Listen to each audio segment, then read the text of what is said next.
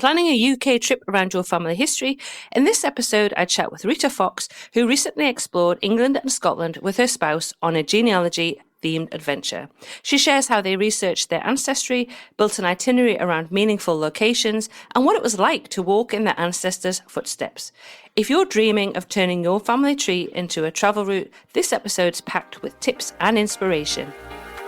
Welcome to the UK Travel Planning Podcast. Your host is the founder of the UK travel planning website, Tracy Collins. In this podcast, Tracy shares destination guides, travel tips, and itinerary ideas, as well as interviews with a variety of guests who share their knowledge and experience of UK travel to help you plan your perfect UK vacation. Join us as we explore the UK from cosmopolitan cities to quaint villages, from historic castles to beautiful islands, and from the picturesque countryside to seaside towns.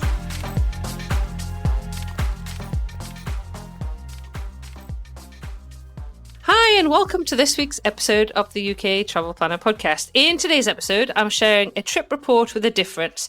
Rita Fox recently travelled to the UK with her wife Katie on a journey centred around their family histories, exploring the places their ancestors once lived, uncovering personal stories, and connecting with distant relatives along the way. This is a lovely, lovely trip report from Rita, and it's just a beautiful example of how genealogy can shape a travel experience, adding layers of meaning and emotion to every stop. And you will understand what I mean when you listen to this episode. Anyway, I began by asking Rita to tell us a little bit about herself, where she's from, and what inspired them to plan their first ever trip to the UK around their family histories.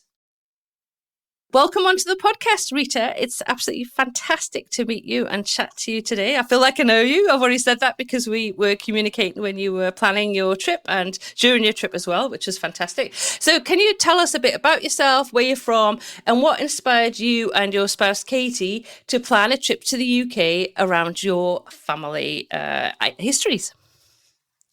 Well, thank you so much, Tracy. Yes, my name is Rita Fox.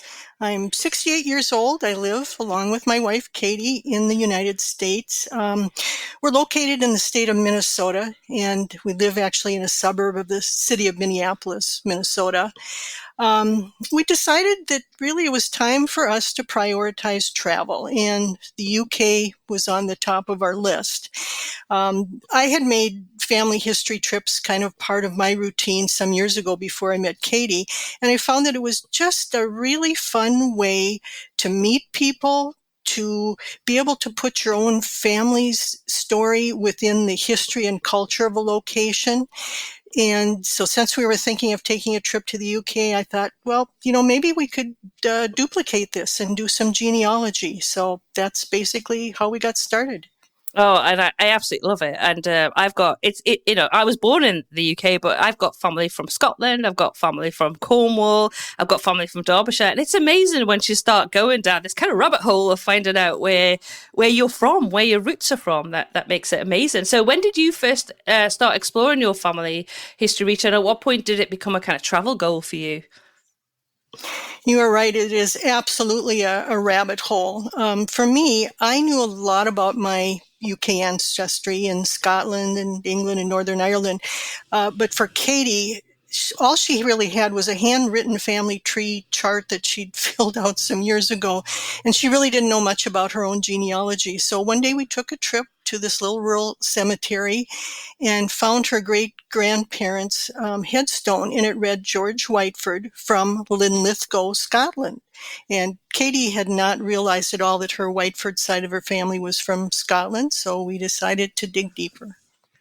Oh, yeah, absolutely perfect. And you say your family kind of traces back to Scotland, Northern Ireland, and England, and you'd already kind of done that research. So how did you go about researching the places that your ancestors came from? Kind of what tools, websites, or archives would you recommend?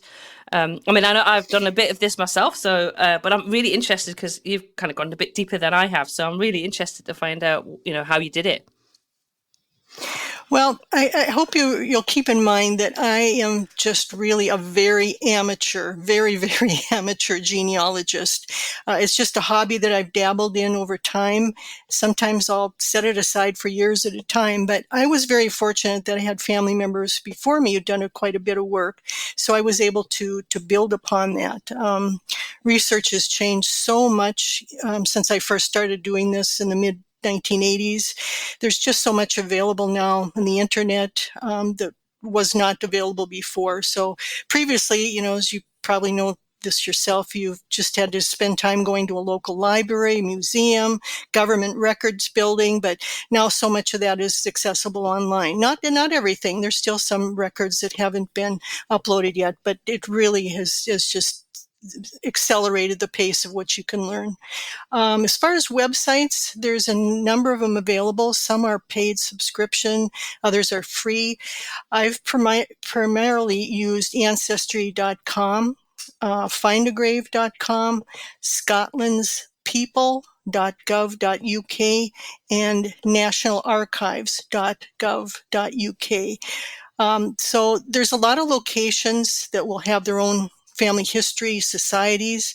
So if you've got that information available, it really helps before you go. Certainly to start all this before you start on your trip. I found that researching in the UK is so much easier than a lot of countries. There are so many good records kept. A lot of them have survived, and they're in English, which is really a benefit for me who only speaks English.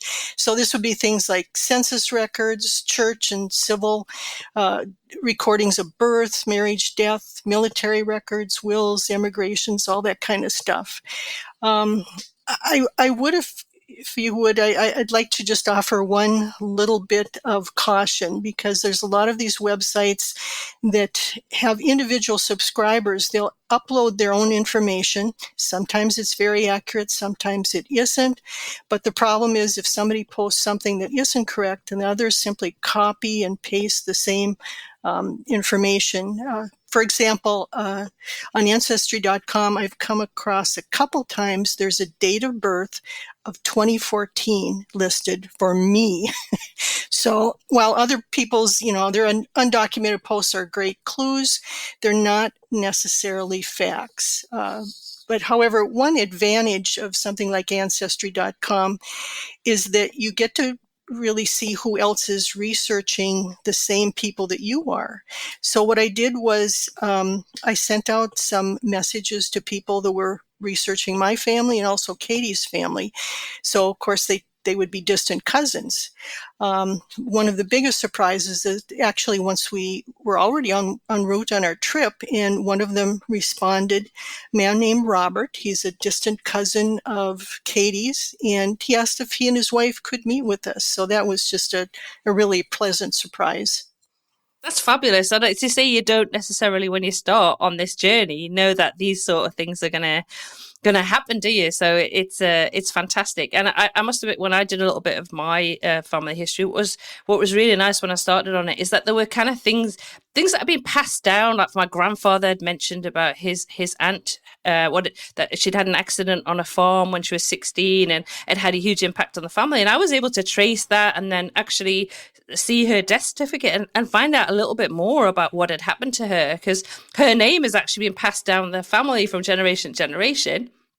And it kind of brought to life, a story about a previous, relative. So I just think it's absolutely fascinating to do. Now, once you had your family history locations, how did you go about designing your itinerary around that?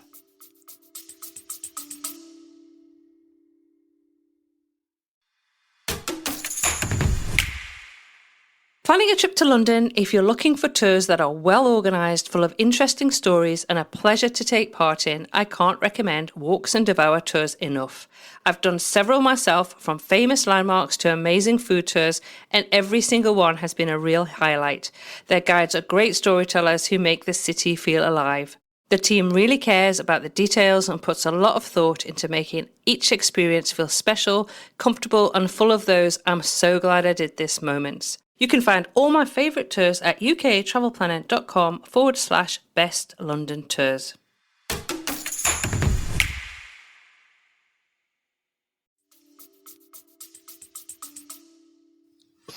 That was really a challenge, but actually a fun challenge. I liken this to putting together a giant jigsaw puzzle. We knew how long we were going to be gone, 17 days, and we knew we'd have to prioritize which locations we'd visit. We could never get to them all, so we picked out about 6 locations. So then the challenge was to coordinate like which family history centers were open on which days, as well as when our friend, our host in Inverness was available. And then also to squeeze in some sightseeing destinations too. So finally we factored in which geographical considerations there were, so we weren't doing a lot of backtracking. And so what we decided on was an itinerary starting with an overnight flight into London. We spent 2 days in London. We took the overnight train, the Caledonian Sleeper, to Inverness, 2 nights in Inverness. Then we had a week based out of Edinburgh, and then we went back to London for 3 days, and off we went back home. Oh, I think you planned it really well, and you didn't do too much backtracking. And I love the fact that you used the Caledonian Sleeper, which I know we'll talk about in a little bit. But how did you balance? Obviously, you had the ancestry stops that you wanted to include in your itinerary, but I'm sure you also want to do some general sightseeing and a bit of downtime in those 17 days. So how did you balance that? That was also a challenge. When you've got a limited amount of time, even though 17 days is a quite a good time, at least in my world, there was so much we wanted to see and do, but yet we didn't want to end up being so tired that we weren't enjoying of it. So what we did was we locked in the reservations we had to, and then we filled in around it with a list of just more flexible activities for other days and times, and that seemed to work well. There were a couple of days where we really just hit the wall. We were tired, and we decided to scale back what we were doing. An example of that is we had a late evening in London attending the ceremony of the keys. I know that's an activity you really enjoy. But then the next morning, rather than getting up early to catch a train to Bath, we just decided to start later. So we did start quite a bit later, and we followed by a short walk from our hotel over to the British Museum, which we absolutely love, but barely scratched the surface of it. So, we just took the things that we had to see because you had to get reservations, and then just filled in the rest. I was going to say, so obviously some of the things you would have had to have booked in advance. So what sort of things did you say, right, we need to get those locked in, and what sort of things did you leave flexible? Well, as far as the ones we had to get locked in, ironically, the first one we booked was our accommodation in Edinburgh. And the reason for that is because we knew where we wanted to stay. We'd found a company that had some really nice apartments for great location and relatively reasonable. We wanted to have cooking facilities just for some dietary reasons for both of us. But the problem was this place was booked out months in advance. So we knew we wanted to stay there, but we weren't sure which days. And fortunately, the company advised us just book out as many days as you possibly can, and then as your itinerary gets a little bit more firmed up, then just release the days. So that worked out nicely. So then the next thing I think we booked was our plane tickets and accommodations in London. The other advanced things we had to book was Caledonian Sleeper. As you know, that's a must to get that ahead of time. At Balmoral Castle, we booked a guided private Land Rover tour of the state, which was wonderful. Our car rental in Inverness, let's see, the Discover Real London Black Cab tours, and then it's a couple of the appointments, like at the Paisley Heritage Center. Let's see, Ceremony of the Keys, of course, we had to book that ahead of time. There were only a couple of dinner reservations that we did book, and that was at Jamie Oliver's Catherine Street restaurant in London for a proper Sunday roast, which I know is something that you rave about. And then the highlight as far as food goes was at a place called the Prestonfield House in Edinburgh. We booked at the Rhubarb restaurant there.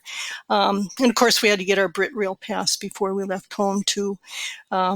I know that you had told me be sure and book your ticket for Edinburgh Castle, and then a few days after you mentioned that, your guest was Charlie from Take Walks, and she talked about a new tour that provided early access to Edinburgh Castle.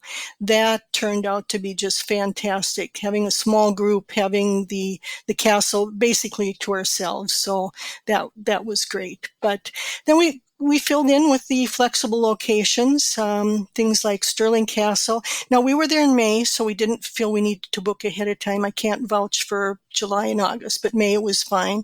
Mm-hmm. Borough Market, of course, the British Museum, Georgian House in Edinburgh, London Eye, the Thames River Cruise, and then finally Evensong at Westminster Abbey.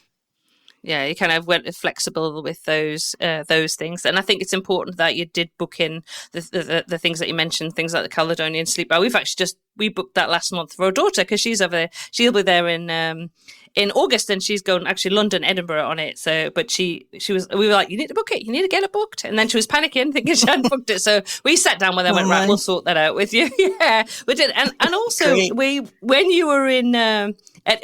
When you did the walks to Edinburgh Castle, you also saw Charlie, which was fantastic. Yeah, she said to say hi to you. She's just a very nice young woman. She just happened to be there. It was actually another tour guide, but she just happened that Sunday morning to be out there. So, yeah, it was nice to get to talk to her. Great person. That's lovely. And it's just sometimes nice to meet people that you listen to on the podcast in real life. Yes, exactly. So did you contact any of the kind of local churches, archives, or historical societies ahead of your visit? Because I guess you wanted to get involved and visit some of these people and chat to them. Yes, absolutely. In fact, not only did I contact them, but I actually became a member of a couple of these groups. One was, it's called the Central Scotland Family History Society, and also a group of people called the Friends of Warriston Cemetery. It's in Edinburgh. And really everybody that we came in contact with was so helpful. They were generous with their time. One example of this is at the West Lothian Family Society. They're open a couple of days a week for drop-in visitors. So we showed up. The day we visited, the two volunteers on site literally dropped everything they were doing simply to assist Katie with her Whiteford family history. And then they found some additional information, and one of the volunteers, Alan, actually sent us several follow-up emails after our visit. Another place that was very helpful was the Paisley History Center in Paisley, Scotland. So a month before our trip, I'd actually given them some information to work on. So free of charge, they did a thorough review of the Porter side of my family, the genealogy. So I booked a couple hour session at the center. And when I arrived, their staff person, Brian, he'd already set up a large table. It had the documents, the books, and all pulled from the archives related specifically to my family history. So it was really, really helpful and kind. The other group that I mentioned, the Friends of Warriston Cemetery, this is a really fascinating place. It's one of the world's first park-like non-denominational cemeteries. It was built in a very grand Victorian style, but unfortunately years of private ownership have led to really being overgrown and with vegetation and disrepair. So a group of volunteers just stepped up and they go there and they trim around headstones. So I contacted the group's leader, Carolyn, ahead of time, and she helped me research exactly where my relatives were buried, their lair, their plots. So I said, can I come and help you on one of the Saturdays you're working? And when I arrived, that Caroline and the other volunteers, they directed me right to where the Brimmer family headstone was. They'd already worked to clear away the brush, and they're just amazing people. And they just said, well, there you are, meet your ancestors. So it was just beautiful. Oh, it's wonderful. Yeah. And it's just fantastic that you had so much help and that these people are out there, offering this support and help for free for you to be able to trace your family ancestry and get in touch. And that's what it feels like, doesn't it? It feels like you're getting in touch over the generations and over the centuries from the people that went before us, which I just always find fascinating. There's just something so magical about it. And I know you've mentioned that as well. There's something about, you feel like you can touch the past and you have that connection, don't you? Yeah, I really had a sense of gratitude for the generations that have come before and some of their struggles and their life choices, especially in context of what might be going on politically or economically, religious-wise. Why did they immigrate? What were the factors that led to that? So even though we'll never fully answer those questions, yeah, like you said, you feel very, very much in touch with generations that came before. Oh, absolutely. And I know I'm kind of touching a little bit on my own family history, but when I found out that part of my family came from Cornwall, and then I realised that they'd come from the tin mines and then moved up to the northeast to the coal mines, it was just fascinating looking at the reasons why and actually how tough people had it, really how tough our ancestors had it, and the tough decisions they had to make just to simply survive in a lot of cases. Anyway, we'll talk about your highlights now, because I'm sure there were so many amazing things that you did. So can you walk us through just some of the highlights for you and Sure. Katie, please? Absolutely. And this is some of the highlights that would be above and beyond the family history related highlights that, I would think majority of your listeners would find more in common than might be the boring parts of my specific family history. But first and foremost, I would say Westminster Abbey. The very last night of our trip, the last full day in London before we returned home, we went to the evensong service at Westminster. It was really very moving. It's an actual church service. There's some readings, and the majority of it is sung. But in my opinion, I think even people that are only interested in history or interested in choral music would really find it a valuable experience. And it was such a peaceful ending to the last day of our trip. I think I already mentioned the Preston Field House in Edinburgh. We had dinner there. It was absolutely delicious, elegant, historic. I mean, this place has it all. It's a several centuries old location. It was a private residence, and now it's a hotel and restaurant. But it's this really genteel country estate that's plucked literally in the middle of the city of Edinburgh. When we were talking to the concierge outside the front door, he pointed out a bench that Benjamin Franklin enjoyed sitting at during his post-American Revolutionary War diplomatic tour. He had an extended stay at Preston Field House. So for my money, any place that has hosted Sir Elton John, Sir Winston Churchill, and Benjamin Franklin, that's good enough for me. So yeah, it was delicious. Yeah. Ceremony of the Keys, I know that's a favorite of yours. That truly is just living history at its best. You feel like you're participating in history. We certainly enjoyed the Royal Yacht Britannia. I think the self-guided audio tour they have is outstanding.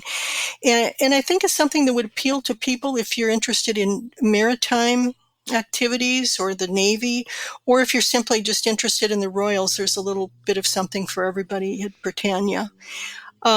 We visited Stirling Castle. Go ahead. Oh, yeah. No, I was going to just say as well, because Doug and I actually went for the first time to Royal Yacht Britannia last September. And I was also incredibly impressed because I'm not a massive fan of audio tours. I'm always I prefer to talk to people than have headphones on. But actually, it's really very well done. I thought it was excellent and worth a visit out for sure. So I was glad to see that was on your list. Yeah, no, I agree 100%. Let's see. We went to Stirling Castle, and although it's not nearly as often visited as Edinburgh Castle, I think we found it to be equally interested with an equally fascinating history, and its interactive displays I thought were excellent. So yeah, that was high on our list. As you know, we went on a Discover Real London Black Cab tour tour. We can't recommend it high enough. We had our tour guide, Mark, was just phenomenal. It's just a first-class way to see the city, and especially for us as first-time visitors, we just felt like total VIPs being taken around the city. So yeah, I would absolutely recommend that. Another highlight is when we went to Balmoral Castle. It was Katie and I, our friend Betty from Inverness, and her very wonderful friend Dave. And the four of us went on a 2-hour private guided Land Rover tour around Balmoral Estate. It was excellent. Our guide, Sally Ann, she just went above and beyond. And, and we told her afterwards, we said, Sally Ann, for you, this is a work day. This is a Wednesday. But for us, this is a once-in-a-lifetime event, and thank you for making it so special for us. So yeah, just to see the inner workings of the estate itself, what all it's like. You get to see the red stags that the royals hunt, and then after they kill the stag, they dress it, and Katie had a venison burger at the cafe that was one of the red stags that were hunted on site. So yeah, that was great. And certainly Edinburgh Castle. What can you say about that place that hasn't already been said? It's not only the tour of it, but we had our accommodations on Princess Street in Edinburgh had a magnificent view of the castle. So part of our just our entertainment in the evening was just staring out the window at the castle. It was just memorized. I'm sure there's many times in this trip that we've looked like a couple of kids in a candy store, just gazing. Like, yeah, there goes the tourists again. They're looking up with amazement in their face. But so be it.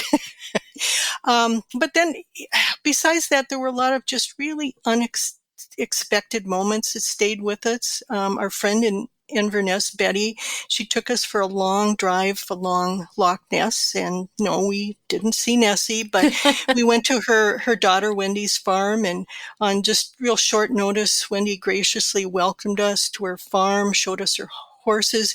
It was just such a peaceful and lovely farm in this deep valley. Wandering around Inverness, going to one of the most unique bookstores I've ever seen. And yes, there are people in Scotland that just on a Wednesday walking down the street are wearing a kilt.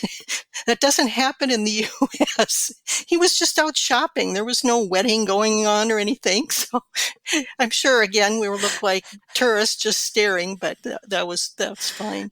And just the other things, trying to take a shower on a moving train. Well, it worked. It was interesting, but yeah, it worked. And there's other things I think that tourists see that people in their own environment don't see. In other words, they've seen it a million times, so they don't see it anymore. An example of this, we were sitting on High Street in Linlithgow. And I'll keep in mind, very historic. There's the huge cathedral. There's this palace that's in ruins now, but it's where Mary, Queen of Scots, was born. So we're taking all this history in. And then what goes by in front of us on High Street, but a big green John Deere tractor pulling a load of hay or grass clippings or something, So for me as an American, having grown up in a farm, there's nothing more iconic than a big John Deere tractor. But you're seeing the modern world in the same frame, the same photo that we took, along with history. It just pops out at you everywhere. But of course, this is a modern country that just keeps chugging along. So you're going to see modern things right next to history. Oh, absolutely. It's all juxtaposed, isn't it? And it's funny because in London, a lot of people complain about the London Eye because they kind of say it's a bit of an eyesore. But I'm like, that's London. London is always evolving. There's always new things that potentially not going to like. The Shard's another one. People go, oh. But it's like that's how London's been for that's how the UK's been forever, for thousands of years. It just kind of it develops, and it's an interesting point as well because I hear a lot of people kind of go, come and see London like a local, or come and see like. But actually, sometimes I don't want to go like a local. I want to have a visitor's eyes on things, because when you're a local player, you forget. You don't see the things exactly like you're seeing, and I think it's really interesting, because Doug and I appreciate so much now that we actually don't live in the UK. We live in Australia, which people find a bit strange, but we go back with those visitor eyes on as well, and appreciate things that we probably didn't see. I think you made a good point, especially about the London Eye, because what I felt looking out the eye itself was just how much the River Thames has to do with why London is where it's at. Like, for example, for me, where I live, the reason the city of Minneapolis, Minnesota is where it's at is because of the Mississippi River. But when you're in the London Eye, you get a sense of, okay, I get it now. Why is it here? Yeah, this makes total sense of how it all grew up. Yeah, no, absolutely. I totally agree with that. Now, what about, we'll go back to the kind of tracing your ancestries, and were there any emotional or surprising moments when you visited places connected to your ancestors? I would say that emotional moments really defined this whole trip. One example is, we went to a place called Pokemet Park in Scotland. It's about halfway between Glasgow and Edinburgh. It's a site of where it was formerly a huge estate. And about 160 years ago, there was a gamekeeper in the estate, and it happened to be Katie's second great-grandfather, James Whiteford. The huge mansion house that was there is long gone, but the servants' quarters, those courtyard buildings and the mews, the barns, and they're still there, and that's where Katie's family would have lived and worked. So when we arrived, waiting there to introduce themselves was, I mentioned, Katie's distant cousin Robert and his wife Jillian. So we bonded right away, and like I said, there were a number of amazing family connections. Robert's mother's name was actually Katie Whiteford. And then after we got home, one of Katie's nieces said, well, why don't we send them an invitation to our little Whiteford family reunion we have in Minnesota every year? Not that they would necessarily come, but we just want them to know that they're welcome. Well, sure enough, they are coming this August, making the trip from Scotland to a Whiteford family reunion here in Minnesota. So we're just delighted about that we're going to get to host them. That was just really exciting. That's fabulous. Yeah, it was. There were a lot of emotional moments that really just kind of caught us off guard. For example, when we were at the Edinburgh Castle, we went into one of the buildings. This was after the tour, so we were still very much alone on the castle grounds, but we went into a building called the Scottish War Memorial. So it was just the two of us there and one staff person. It's a very atmospheric building, I guess is how I describe it. So we asked the staff if he could direct us to the memorial area for the Highland Light Infantry in World War I. So he took us there. He opened this big book, and he found the name of a Private Whiteford from Whitburn, Scotland. He was killed in France, 1915. He's a first cousin of Katie's great-grandpa, and just reading the details of that were pretty emotional. For me, just visiting a couple of residences really stand out. They're now museums, but yet they're decorated in the style that, and in the same neighborhood where my ancestors would have lived. One of these places in Paisley, it's called a Weaver's Cottage, and the other in Edinburgh is called a Georgian House. And so these two places really contrasted a difference in wealth and status. This little humble Weaver's Cottage, just a simple one room with a kitchen hearth and beds all in the same room to accommodate like 4 adults and 4 children. But it was in the exact neighborhood, the same occupation of my family that immigrated from Paisley. So, you compare that to the very ornately decorated Georgian house in Edinburgh, in the city's new town. And that's where 150 years ago, my family that were part of the legal profession, they lived in that neighborhood. So just two very different existences. But I really felt a very, very strong connection to both places. Yeah, I can imagine. And it's to say, again, it's kind of putting it into perspective where your ancestors lived and what their lives were like, being able to see it as well. And that's what I love about, there's so many places in the UK where you can go and see what the houses were like, what it was like inside, what the furniture was like, just so you can stand there and kind of, you can feel it, can't you, when you go in? It's like, okay, so this is, 200 years ago, a relative of mine, an ancestor of mine, would have stood in this kitchen preparing food or whatever, with this range, and and then we've got our air fryers and microwaves in it. Kind of go, wow, it kind of puts it in perspective. But what about, were there any locations that left a big impression on you and Katie, just either for the genealogy side of things or just as travelers? Everything.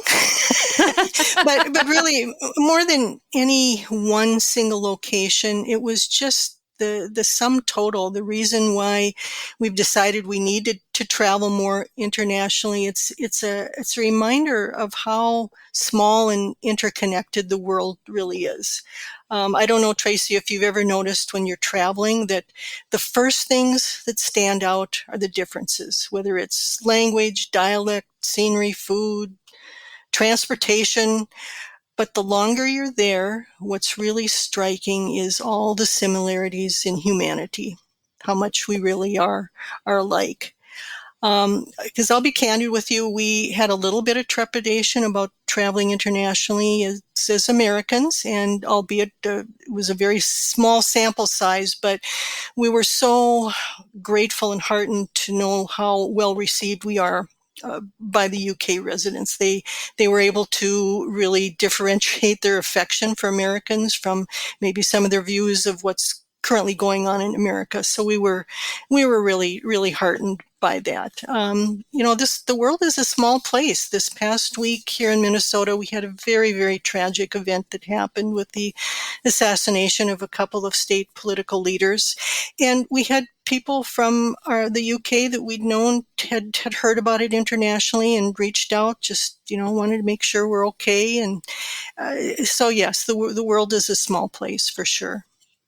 Yeah, absolutely, 100%. And as you say, we travel all the time, and you're exactly right. It's you go, and the differences are the things that you notice. But ultimately, the longer you're there, you just know that we're all the same. We're all the same. We all want the same things, and and that's how I love meeting people and getting to know people and finding out about their lives, and that's what motivates me to travel. I want to know how other people live and what their lives are like, but ultimately we all want the same things. So I'm so glad that you had that experience when you were in the UK. That's it. The same hopes, the same dreams, the same fears. But what is different is I have a new appreciation for what you do, Tracy, and all the traveling you do.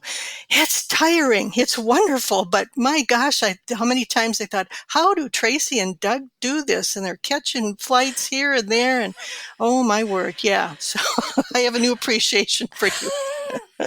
It's true. We've been asked since we got back, because we had 9 months of pretty full on travel, and everybody's like, oh, you must want some downtime. And I'm like, no, I could get on a flight and go again, do it all again. I absolutely love it, honestly. Now let's talk about now you're looking back, because you've been back a little while. What was it that made this trip feel so magical? I try not to overuse that word magical, but it really is what comes to mind with this trip. As we started getting into the planning, as that progressed, there were so many coincidences, these little serendipitous, I don't know if you want to call them synchronicities. Oh my gosh. And I have experienced this before when traveling with a genealogy focus, but here's one quick example.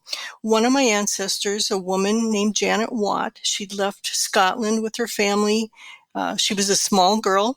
I do have a photo of her. It's from later in her life. But my thoughts would just often return to her. And shortly before our trip, it occurred to me that the day we were leaving home would have been Janet Watt's 200th birthday. So just time and again, as we walked in our ancestors' footsteps, I just had a feeling of connection.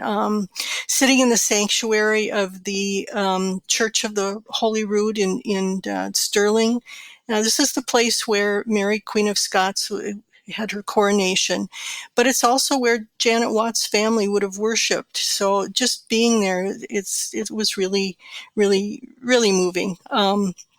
But this strong sense of connection occurred both during the planning process and also visiting the different locations. I don't know what it's about. I have no idea how this all comes about, whether humans have the same kind of genetic memory or corporate memory that bees do. I have no idea, but I just want to experience it and enjoy it. And we certainly did. I know that Katie and I are probably going to travel a lot in the future, but it's going to be really hard to top this trip for sure. Oh no, it does sound like you just had the best time, honestly. So Rita, what would you say to someone who's considering planning a trip like this but doesn't know where to start? Sure. If you were to talk to professional genealogists, I think they would mostly tell you that tracing your roots begins with yourself and you work backwards. Like, for example, if your parents are living, talk to them. Ask them what they know. If they aren't, get their dates of birth and death. What did they do for a living? Where did they live? Same with your grandparents.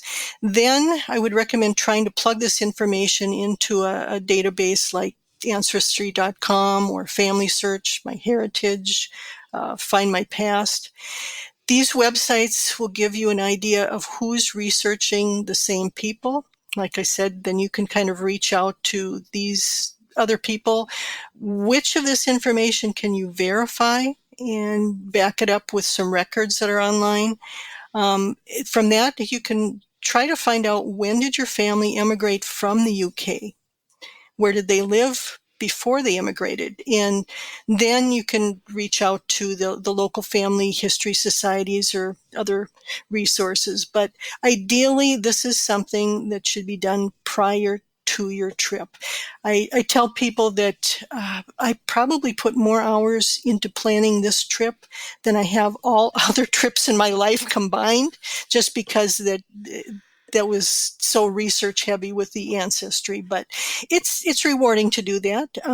You're never going to find out everything. For every question that gets answered about your ancestors, many new questions just pop up. That's the nature of genealogy, and I think that's the fun of it. But yes, this is a type of vacation that's going to take a lot of extra time to plan, and it'll be complicated to put it all together. But if it becomes a little overwhelming, remember there's professionals to help. You and Doug are at the ready, and also hiring a professional genealogist may help you just get over some roadblocks and unlock some family connections. Okay, that's really really helpful, Rita. And I know you just mentioned kind of that Doug and I can help as well. And I know you've been very lovely in your praise for the podcast and our resources. So, are there any mistakes that you avoided thanks to kind of using our podcast and our planning resources that you think others might learn from? This is a long list. Quite frankly, I can't imagine having planned this trip without all the tips that I learned from you in the podcast. We would have had a nice trip, I'm sure, but this really put it into a whole different category, having the tips that you've given us. We were waiting for our luggage at Heathrow, and I was just explaining a few things to Katie, and she said, "How did you know that?" So I told her that it was from you and the UK Travel Planning Podcast. So several times that same question came up. And finally, she just answered her own questions and said, "You learned this from Tracy, right?" Oh, that's so nice, though. Some of the really invaluable resources that you gave us. Trippiamo. There is absolutely no way I would have attempted to drive without taking the Trippiamo course, and I actually reviewed it a couple times. It did give me the confidence that I could safely drive in the UK, but that being said, I did not enjoy it. and I really didn't see much scenery, so we didn't drive as much as I was planning on. But and Katie didn't see much anything because she was just focused on my driving. So but I feel like, okay, if I go back and I need to drive, I can do that again. But with, as you know, the public transportation in the UK is so great. We really got to go every place that we needed to. Let's see, another one of the trips, Discover Real London Black Cab Tours. I think I've already raved about that, but our guide, our driver, Mark, was absolutely phenomenal. He communicated with us before we even left the US. He was flexible on a pickup point, his enthusiasm, his good-natured personality. The Caledonian Sleeper, we've talked about that just a little bit. We just had not even heard about or considered a sleeper car until we had listened to your episodes on it. What we liked is it saved us a day of travel for approximately what the price of a hotel room in London would be. But just going to sleep in England, waking up in Scotland, stepping off the train in Inverness, which was our very first time even setting foot in Scotland. And we were met there at the gate by our dear friend Betty, who we hadn't seen in 20 years.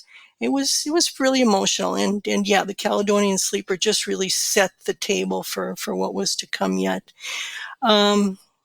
With transportation, I just rave about the UK's public transportation, but we use the National Rail system. We decided to purchase a BritRail pass. We costed it out, and it did make sense for us.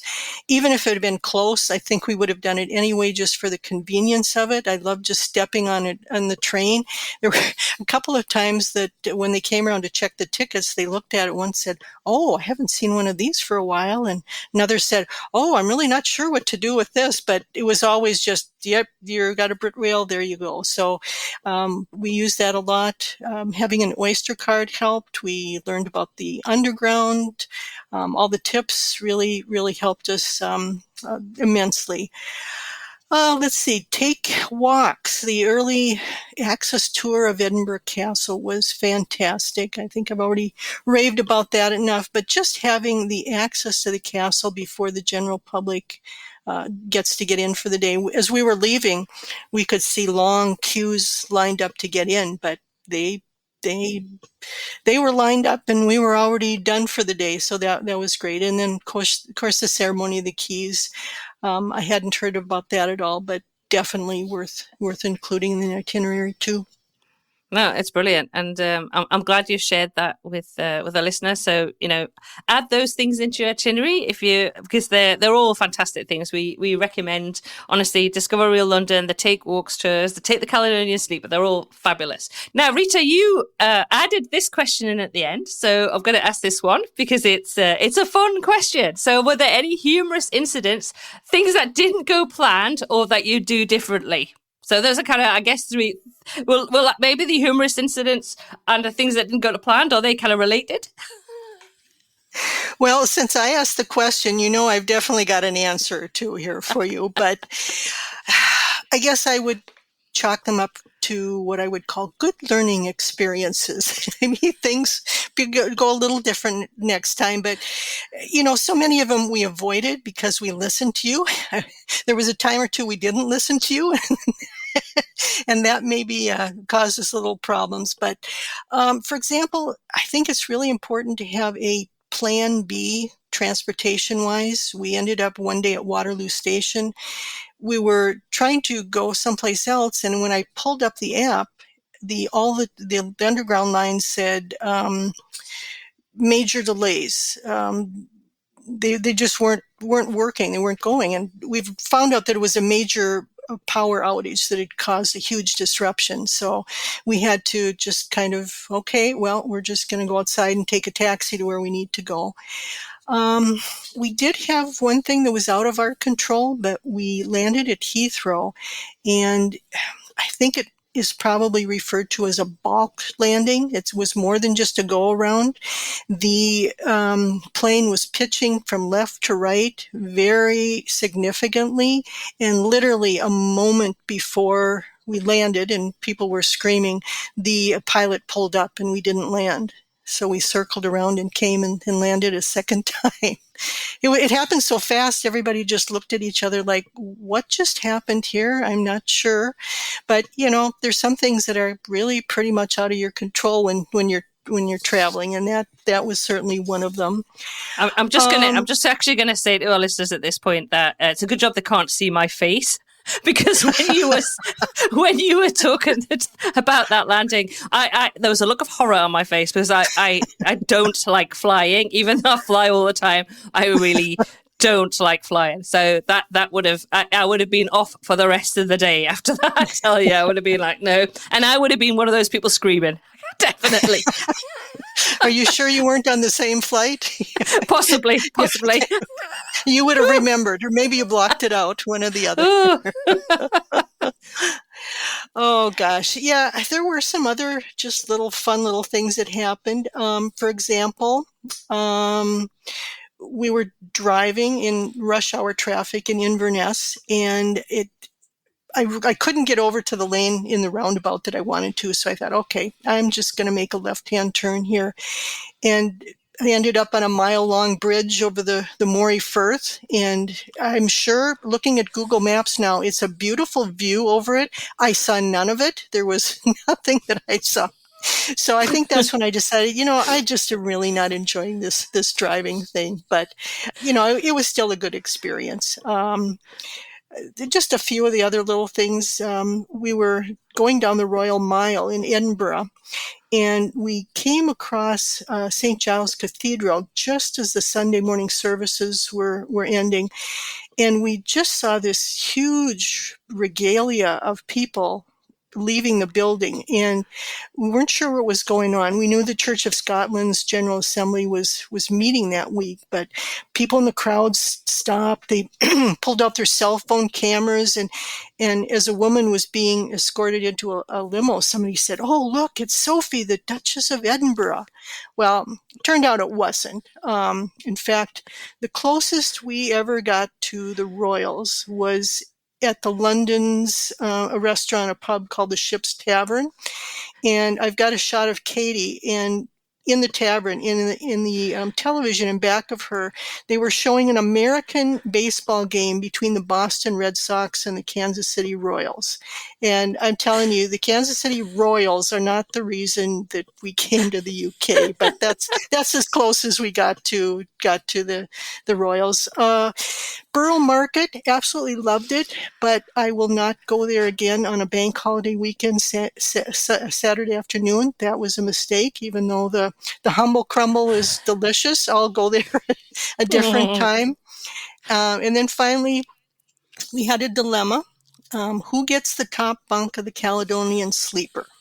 Should it be the one with the vertigo issues or the one with the arthritic knees? But I have to admit that I did hear Doug talk about the top bunk vertigo issues, and I didn't mention it to Katie ahead of time. She took the top bunk. I only told her after the fact, because I didn't want to, plant any seeds in her mind. But I did fess up, so I do owe her one. In fact, the next day when we got to Inverness, we were in the cathedral there, and there was a sign, and both of us looked at this sign that was on a stand, and Katie said, is that sign moving? Because we were still feeling a little bit of movement from the train. I said, yeah, I think the sign's actually moving. It's not us. But I don't want to scare away the Caledonian Sleeper, because it was worth it. We did have a good time. But yeah, there's a little motion going on the next day. Doug and I have to flip a coin on that. Who's taking the top bunk? In fact, the last time that we both took the Caledonian Sleeper, I did it on my own and he did it on his own. So we had two to choose from. So we were a bit spoiled. Oh, honestly, that's so funny. That is great. And I know one thing you did mention, that you did not taken Doug's advice about getting a reservation on the train from London to Edinburgh, or Yes. Edinburgh to London. Which way around was it? Probably, from Edinburgh to down to London. Yeah. We were so spoiled with the Britrail Pass of just show up. Okay, the next train is leaving at such and such time. Just walk there and get on. But had we had to do it over again, definitely would have booked the train from Inverness to to London. We ended up, it was really busy, and there were some seats we actually sat in that like, I think this one's reserved. So then where did we get to? York or someplace, and we had to switch seats. And Katie got stuck in a table for four in the window seat going backwards, which again is not good for people with vertigo issues. And I don't think any of the four people were interested in any conversation. So it was kind of a long trip for her back, but that was very minor. And like I said, very much a live and learn thing. Yeah, well, I've done that, and it's a bit like musical chairs. You're just hoping nobody's going to come on and take that reserved seat. But yeah, it's always a good idea to reserve. And in fact, Doug's just released his video on YouTube about actually going from London to Edinburgh and the different train operator options you've got. So anybody's on YouTube, pop over and check that out. He's very proud of it. It's his very, very first YouTube video. Great. But as you know, we always end the podcast with the kind of the same question. So you're no exception, Rita. You are getting the question. Finally, what would be the one tip you'd share with someone planning a first trip to the UK for genealogy travel? I knew you were going to ask that question, so I do have an answer for you. First, could I thank a couple people before I answer your question? Of course you can. To start off, I want to really thank you and Doug, not only for all your tips, but just the enthusiasm that you bring to travel. It's very contagious, and I hope you know how much you have really helped us with our trip. The other people I want to thank is our hosts in Inverness, our lovely friend Betty, her dear friend Dave, daughter Wendy, grandson Thomas. They just really made us feel so welcome. I think I've already mentioned our tour guide in London, Mark, and our tour guide at Balmoral, Sally Ann, our volunteers in Worston Cemetery, our friend Jill, who took us to and from the airport. You know who your true friends are when they will pick you up at the airport at odd times. And of course, all the people at the family history centers, and our newfound relatives, Robert and Jillian. So yeah, we just took a lot of people to really make this very special. So thank you, Tracy. And that's lovely. That's lovely. Thank you, Rita. All right. What would I recommend? It has to do with planning. I think your listeners already know that they are in the right place planning because they're listening to the UK Travel Planning Podcast. But genealogy, as I mentioned, it really requires a lot of extra time to prepare, but it's a fun preparation process. Before we left, we had lots of interesting stories. We'd made personal connections without even setting foot in the UK. But I would recommend that even if you don't travel to the UK involving genealogy, if you can find some way to personalize your trip to make it more rewarding, maybe it's a hobby or a vocation that you share with people in the UK. If you can find a society, a conference, just something to help make it a more personal trip than simply ticking off the boxes of, okay, I saw Big Ben. Nothing wrong with Big Ben. I enjoyed it, but just find some way to make it more personal. And I think finally what I would say as far as the planning process is that all of us need to remember that, like it or not, we are ambassadors of our home countries. And I think if we can focus less on bringing along our best clothes and more upon bringing along our best self, we'll be in good shape. Lovely. That's a lovely tip and a lovely sentiment, Rita. It's been amazing talking to you. It's been lovely to meet you, but it's been fantastic to talk to you today and get your trip report. You guys certainly had a very, very special trip, and I am so happy that you were willing to come on and share that with us and our many thousands of listeners who I'm sure are going to thoroughly enjoy this episode. So thanks so much. Thanks so much, Rita, for coming on. Thank you, Tracy. Thanks once again to Rita for coming on the episode this week. It's been lovely to chat with you. And you can find links to the places that Rita chatted about, some of the places that they ate, where they stayed, and other links in the show notes for this episode, which are at uktravelplanning.com/episode 158. Don't forget you can contact myself and Doug via SpeakPipe, and you can find a link to that also in this week's show notes. Now, that just leaves me to say, as always, until next week, happy UK travel planning. Thank thank you for tuning in to this week's episode of the UK Travel Planning Podcast. As always, show notes can be found at uktravelplanning.com. If you've enjoyed the show, why not leave us feedback via text or a review on your favourite podcast app? We love to hear from you, and you never know, you may receive a shout out in a future episode. But as always, that just leaves me to say, until next week, happy UK travel planning.